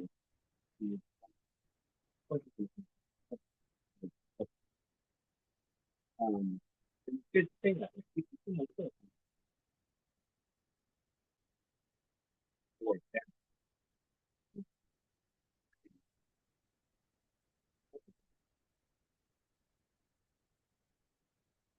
Want everyone to be treated equally under the law or and their treatment. And that's the probably it's been done away with that was established by back in the 70s, basically established that anything that mixes health, could be struck down and the state, instead of entanglement, basically follow separation from the state. Although it really doesn't matter, I guess, the discipline.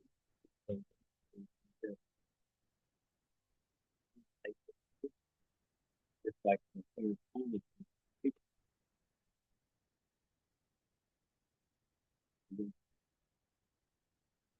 but basically, although we said this and decided all fine a president and labor law. We don't believe it. This basically rewrite literature.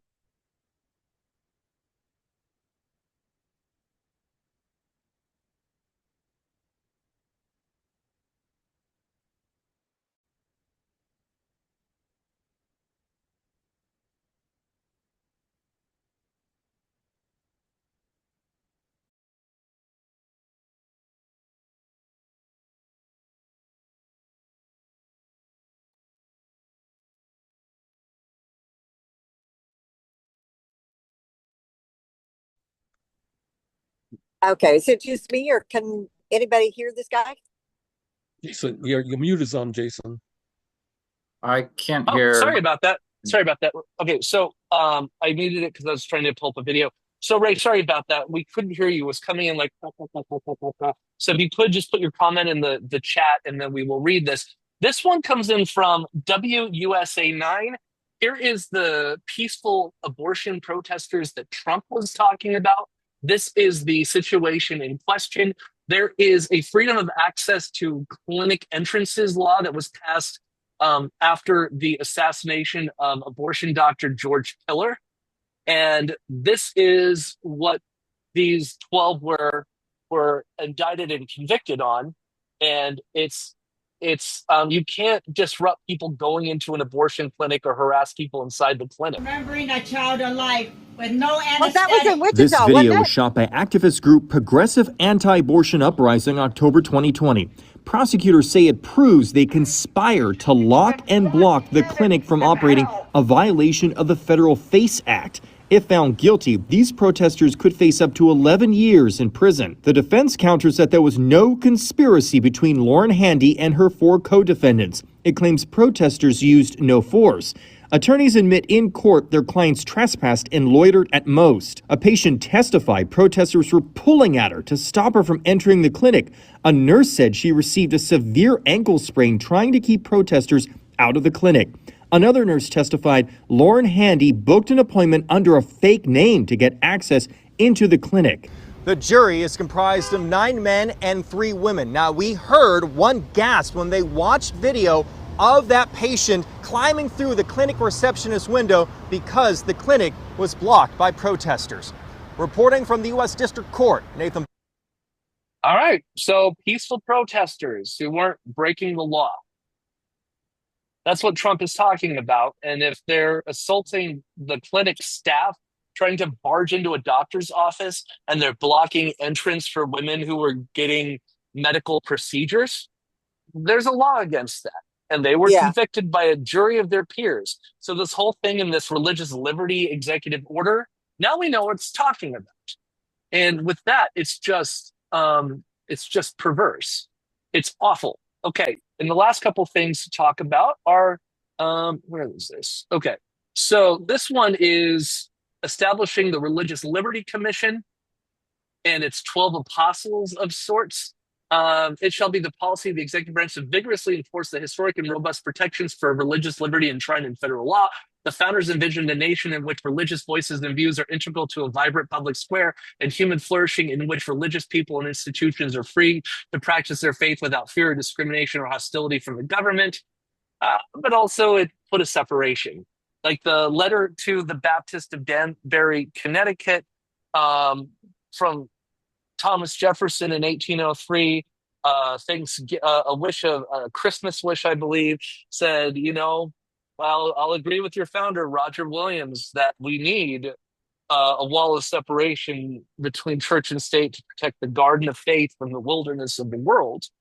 And this right here, so it's 14 members. So there's 12 members right now.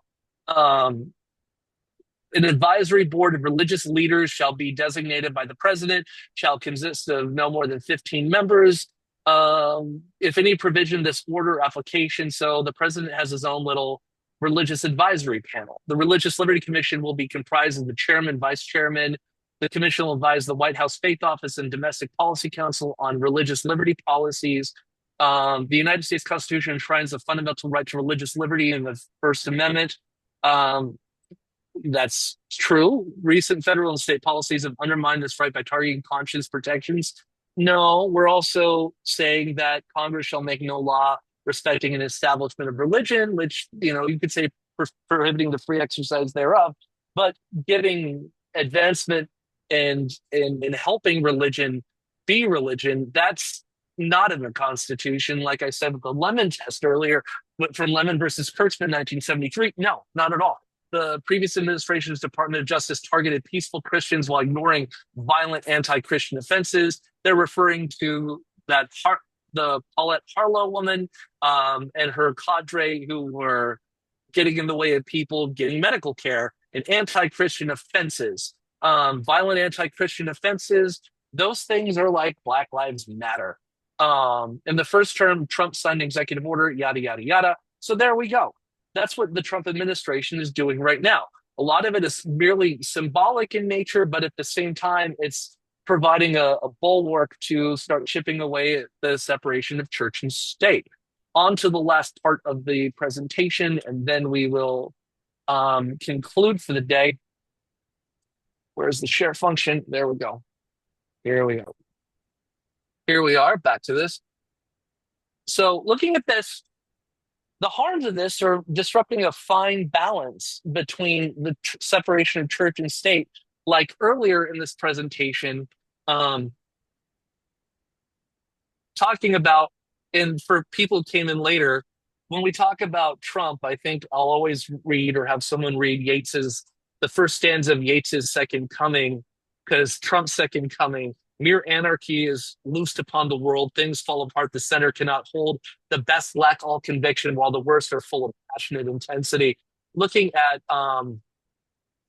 at James Madison, Madison said it amazingly in his Memorial and Remonstrance, rehashing this, because providing public money and providing public aid to religious institutions will destroy that moderation and harmony.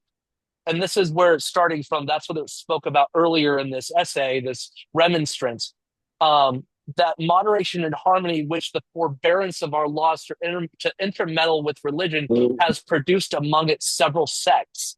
Time has at length revealed the true remedy. Every relaxation of narrow and rigorous policy, wherever it has been tried, has been found to assuage the disease. And okay, here we go.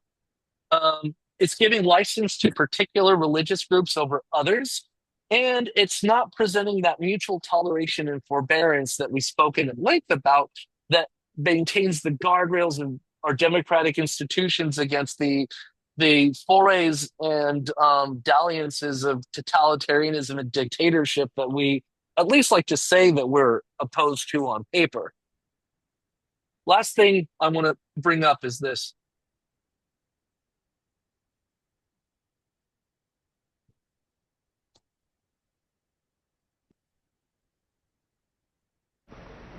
I believe in an America where the separation of church and state is absolute, where no Catholic prelate would tell the president, should he be Catholic, how to act, and no Protestant minister would tell his parishioners for whom to vote, where no church or church school is granted any public funds or political preference, and where no man is denied public office merely because his religion differs from the president who might appoint him or the people who might elect him. I believe in an America that is officially neither Catholic, Protestant, nor Jewish, where no public official either requests or accepts instructions on public policy from the Pope, the National Council of Churches, or any other ecclesiastical source, where no religious body seeks to impose its will, directly or indirectly, upon the general populace or the public acts of its officials, and where religious liberty is so indivisible that an act against one church is treated as an act against all. I'm wondering if he said that while he was president or before he was elected president, because they were using scare tactics. That was September 1960. Okay, because they were using that as a scare tactic not to elect him because he's going to listen to the Pope. So. Yeah, and the prior Catholic who had run was Al Smith, as per the former governor of New York. That's why they have the Al Smith dinner. And what Senator Lloyd Bentsen said to Dan Quayle in the 1988 vice presidential debate, sir, I worked with Jack Kennedy. I knew Jack Kennedy. Sir, you are no Jack Kennedy. Yep. And it's interesting now that the majority of the justices in the Supreme Court are Catholic. Who would have thunk it? Yep, one is no longer Catholic, but they were raised Catholic. 7 of the 9 were raised Catholic. 6 of the 9 currently are Catholic, and 2 of the 9 are Jewish. Yeah, what a country! And all 9 of them are eligible to take the senior breakfast at Denny's. Yes. So, additionally, one other anecdote, and this is one of my favorite anecdotes. This relates to Jacqueline Kennedy. Jacqueline Kennedy said, "I don't know why they keep going after Jack for being Catholic when Jack is such a terrible Catholic."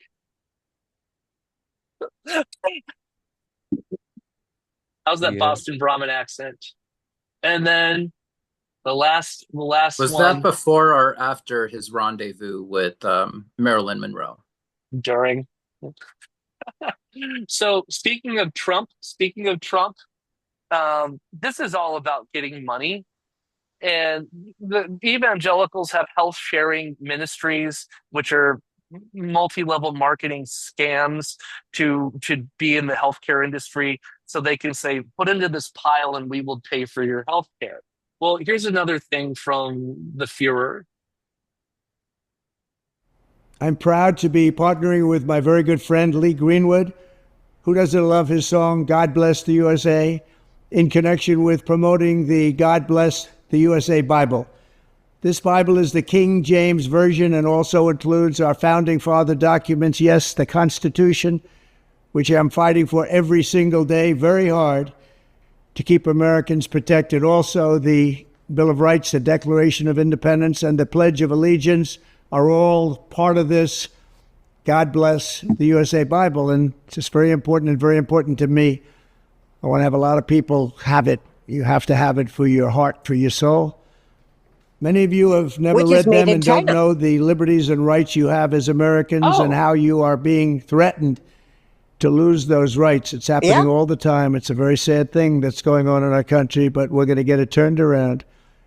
Religion and Christianity are the biggest things missing from this country, and I truly believe that we need to bring them back, and we have to bring them back fast. I think it's one of the biggest problems we have. That's why our country is going haywire. We've lost religion in our country. All Americans need a Bible in their home, and I have many. It's my favorite book. It's a lot of people's favorite book. This Bible is a reminder that the biggest thing we have to bring back America and to make America great again is our religion. Religion is so important. It's so missing, but it's going to come back, and it's going to come back strong, just like our country is going to come back strong. In the end, we do not answer to bureaucrats in Washington. We answer to God in heaven. Christians are under siege. We must protect content that is pro-God. We love God, and we have to protect anything that is pro-God.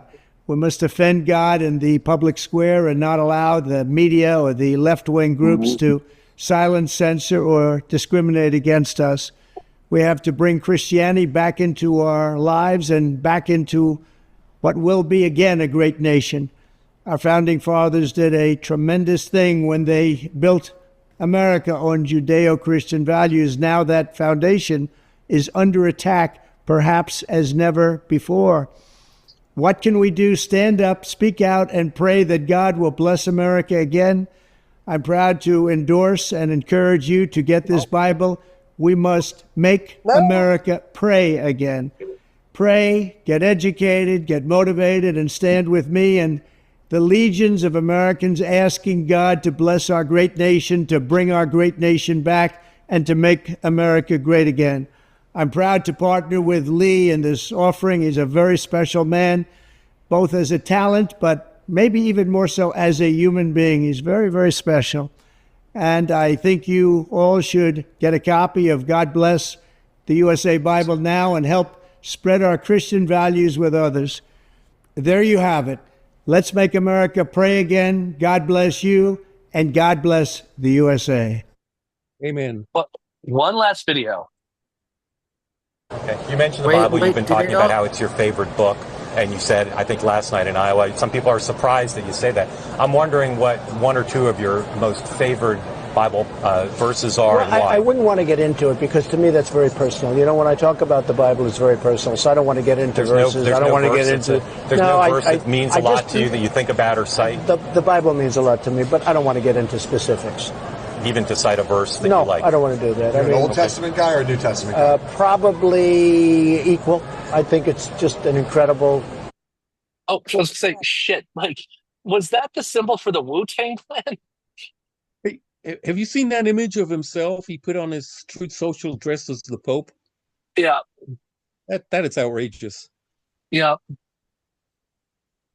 I know, to think that... If that you're Trump lucky enough on QVC, we have limited edition of these King James Bibles that come with a sliver of the blue suit that he wore at Pope Francis's wake and funeral.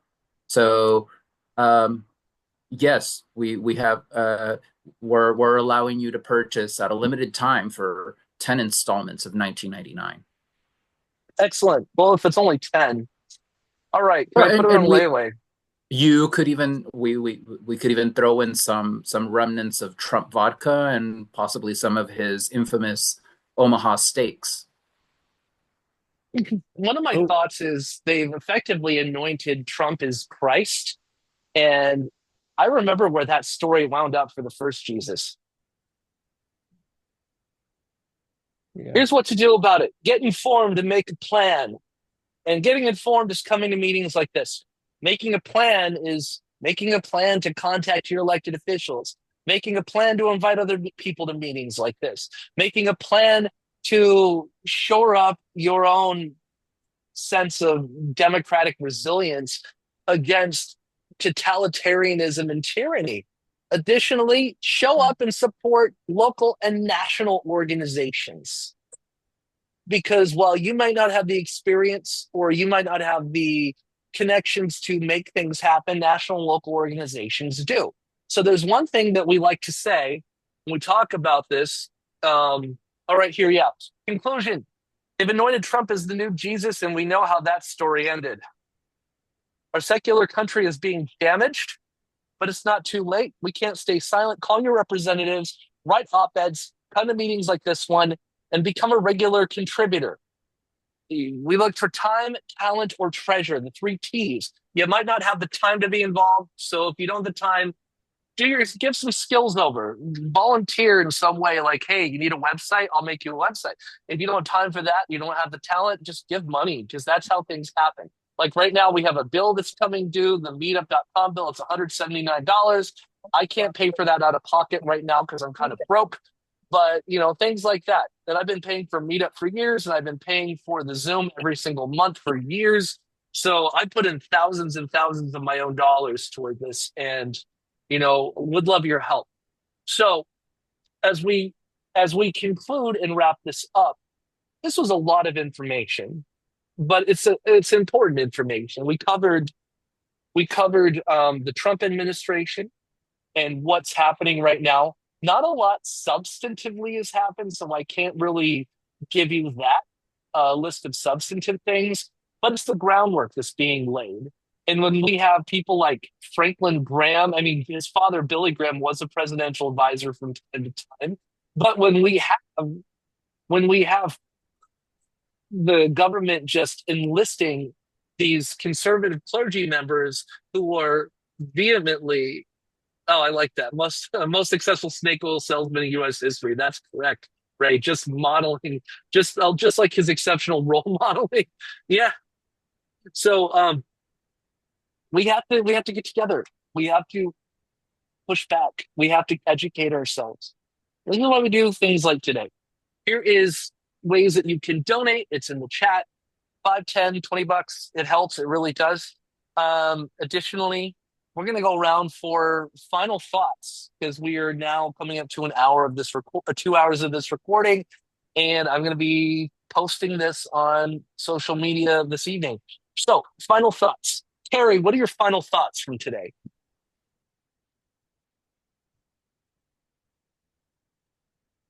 I thought it was a good discussion, I think. Obviously, there's serious conflict is coming, like you say, between if they continue to try and integrate this church into the state affairs. And obviously school is one. And also, I believe, aren't a lot of churches arguing to about their tax exempt status and still, be, like you say, be able to draw from taxpayer dollars. Yeah, they're trying. There's just several ways they're trying to infiltrate their ways in. That's my thought. Ed, final thoughts. Yeah, a lot of this so-called philosophy of religion on his website, on the presidential website, is derived from Project 2025.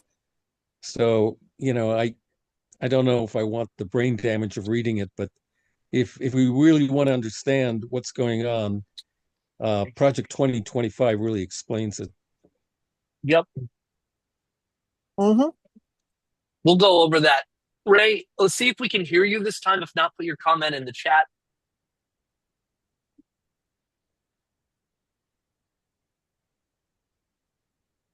All right, Caesar, final thought. I would just have a sheer recommendation for all to have a go bag ready at their front door should the Armageddon be upon us.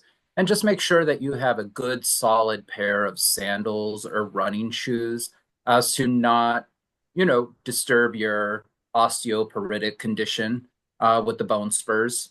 So precaution, folks. Well, when the Armageddon comes, we're all going to be lifted up to heaven in a cloud of glory. Well, you still want to run and try. Oh, that's true. Christina, good to see you. We are wrapping up now. And yes, the Lee Greenwood Bible was printed in China. They printed 100,000 copies of it. I don't know how many have sold, but we'll see what's going on with that. It should be exempt from tariffs, I suppose. An exception. I believe it's printed in the Vatican City. The only nation state that has thus successfully negotiated a tariff deal with him. Wow, Okay. what a wheeler and dealer. Yeah, hold on. I want to find one thing really quick. I need a calculator for this because I use spreadsheets for math these days. My brain does not allow me to do. All right, 7, 1, 2, 3, 1, 2, 3 divided by 59.9. Well, that's interesting. Unless they were sold in bulk, out of the 120,000 copies of the Lee Greenwood Bible, it looks like 117,000 have sold, bringing in $7 million.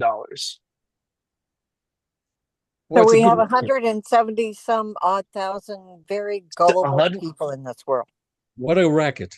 Oh, that's well, a great they're these make great stocking stuffers as a gag gift too. So